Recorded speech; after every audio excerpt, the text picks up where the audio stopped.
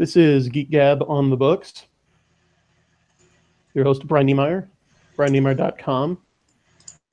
And joining us again is special guest, author Yakov Merkin, author of A Greater Duty.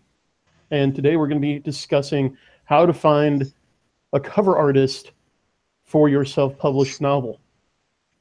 But before we get into the main topic, Yakov, how are you, sir? Good.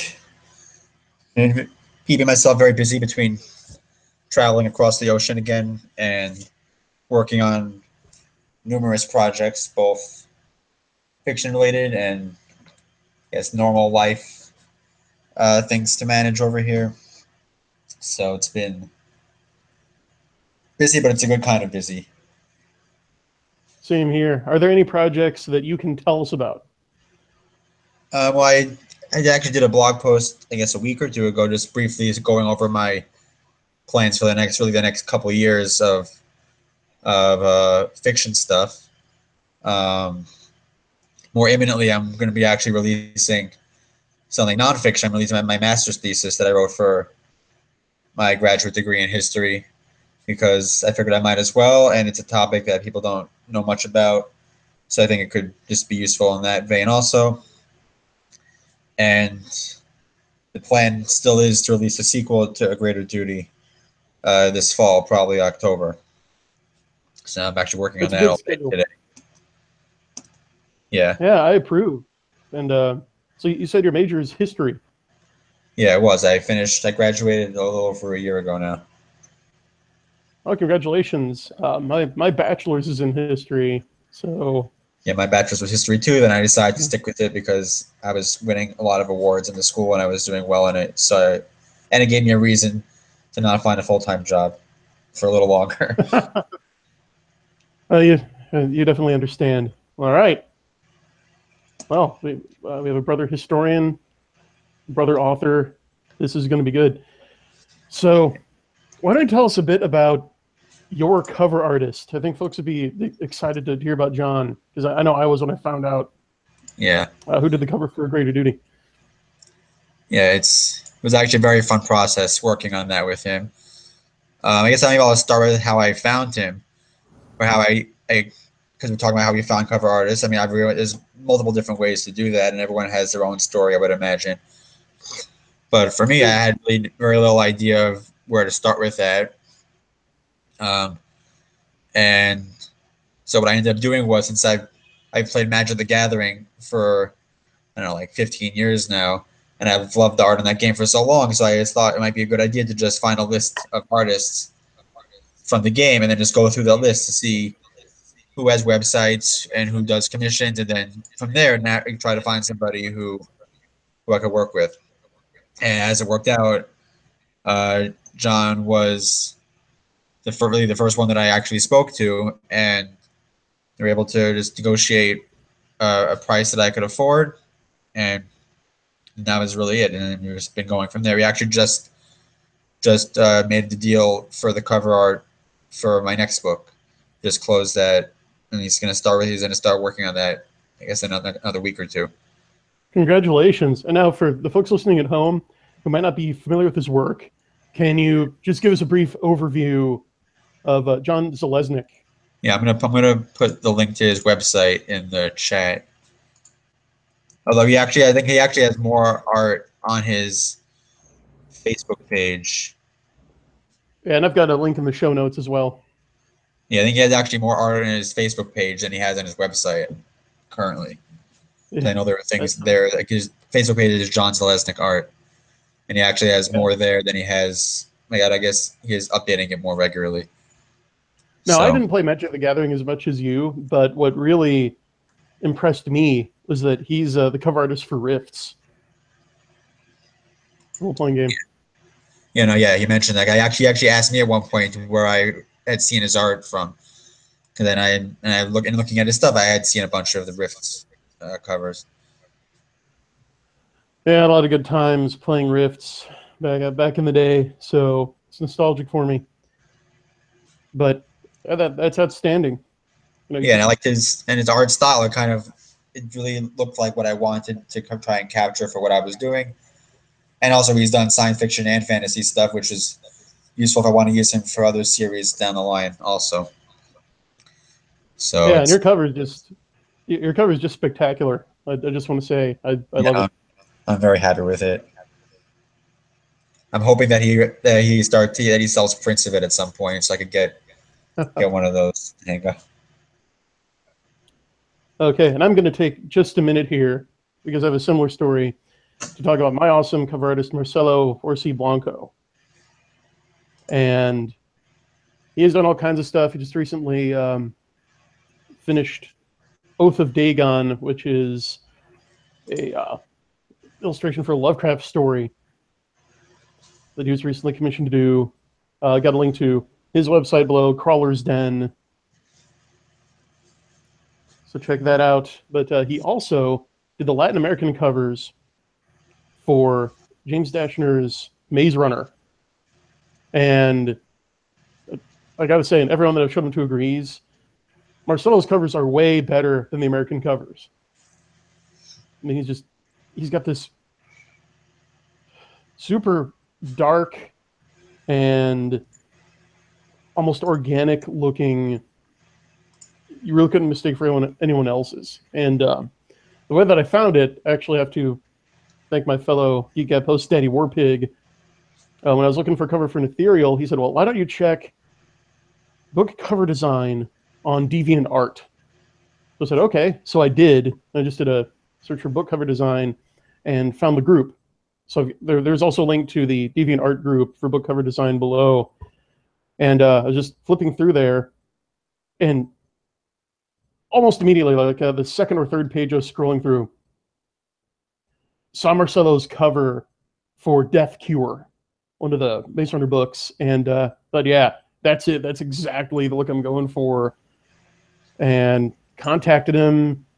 He was super professional. He's a great guy. He's a joy to work with.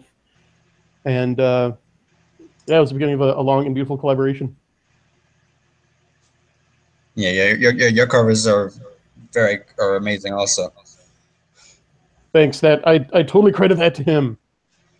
He is just one of those super creative guys. Like one thing you'll notice about the Soul Cycle covers is the first two use very warm color palettes. It's like reds, oranges, even rose.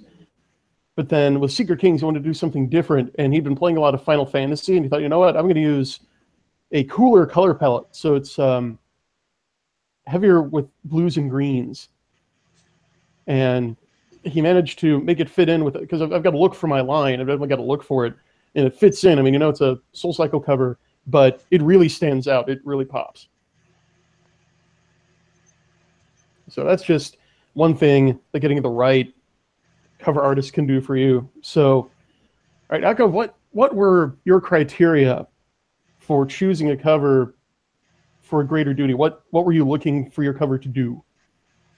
Well, the main thing really is just to tell the reader what kind of book it's going to be, that it's going to be, I guess, a space opera, that it's going to have non-human characters in it.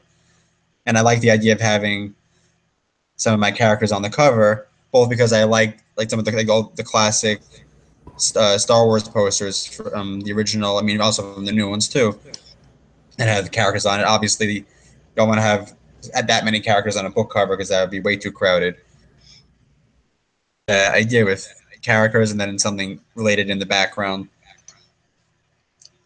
So, and also it was a way to get art of my characters and get a book cover at the same time. So it's kind of fulfilling both of those things for me. I think it completely does. Again, it at a glance, and even in thumbnail size, which is super important, you can discern all of those things from your cover. You know, it's space opera, you know they're non-human characters, you know that it's action oriented with the characters in action pose holding the weapons. I mean, John, of course, did a fantastic job. And I should add that it looks even better.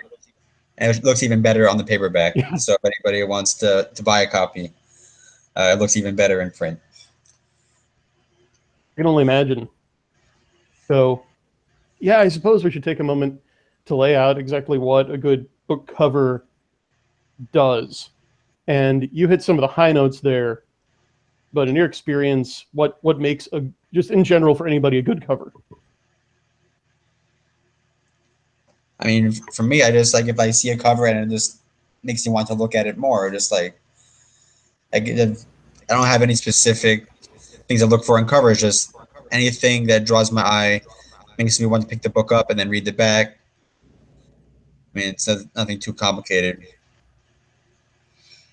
I would second that. Yeah, I'd say that a good book cover should, at a glance, give you an idea of the tone, genre, and some of the story of the book. And it should make you want to pause and flip it over to read the blurb on the back.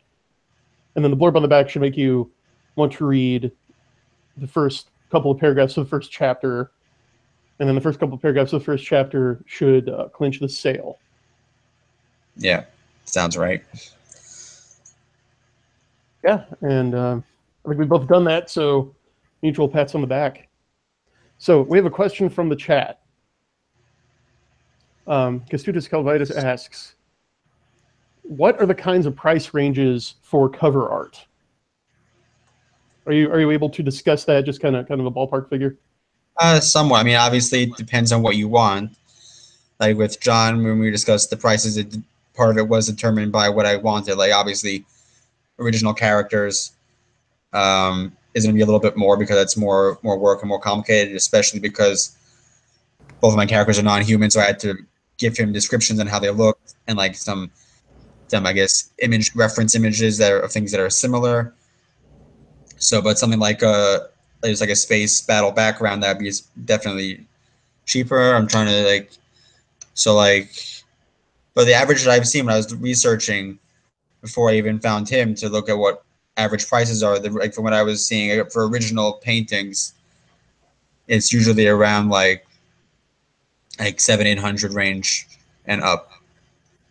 And obviously, depending on your case, depending on the artist, you could negotiate down to something a little bit more affordable, or make deals if you want to do more than one book also.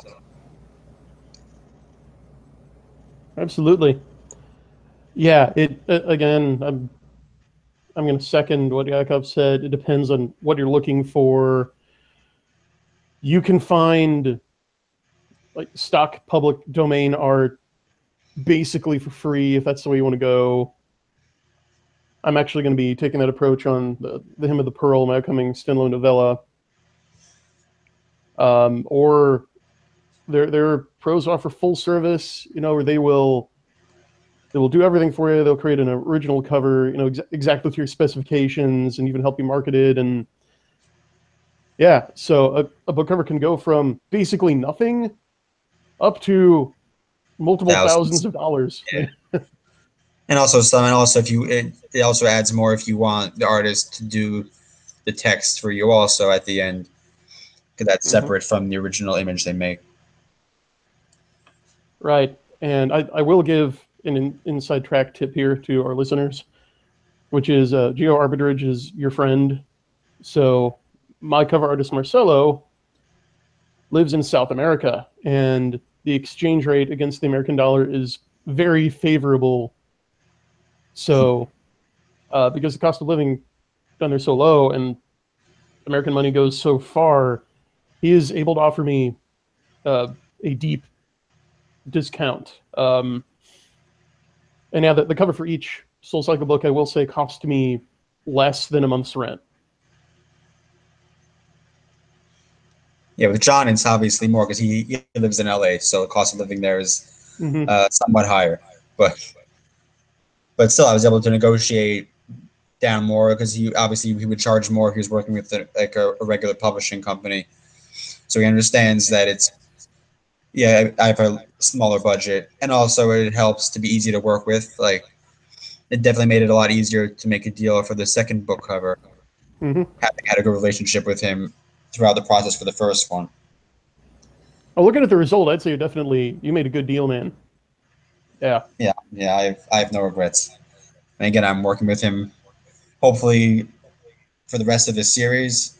I'm planning it for it to be 6 or 7 books, and I have other books that I'm working on that are completely separate from it. And I would also love to use his art for at least some of those. Oh, Todd Everhart in the chat points out something important, that if the artist you choose has a following, then that can help market your book. So that is something to think about. And we are out of time. Wow, time flies. Hope you guys have found this. Yeah, hope you listeners have found this useful. So, yeah, Deviant Art is an excellent resource. Just seeking out artists with followings, and asking what they charge for commission. Just go and find your favorite trading card or CCG artist or role playing game artist, artists of other books you like, and see what their rates are. And they're easy lists to find of, like, for example, Magic the Gathering artists. Like, they have a Wikipedia list of everybody who's ever done art for the game. And I'm sure other games have the same thing. And obviously some of them will be too much, but there will be plenty who only, or a smaller name, will be much easier to work with and affordable. Absolutely. So, Yakov, before we say goodbye, do you have anything to add? Not too much. I mean, just something else to bear in mind when working on cover art with working with an artist is that you have to allow always for some artistic license, even when you're dictating more or less what you want. Like, you have to allow to some degree the artist to have a little bit of free reign to enjoy themselves, and also they could often add something to it that you didn't think of beforehand. So right. That's something to keep in mind, but especially when you're doing like what I did when having characters on the cover. Like, it's too easy to, like, get stuck on little details that would make it harder to work with the artist. So there's a certain point where once it's basically what you want, you could allow little deviations from what's in the book. Like, it doesn't need to look exactly how it looks in the book on the cover. Okay, good advice. Well, this has been Geek Gab on the books, and our 8th episode already. Thanks for joining us again, Yakov. Thanks for the great advice.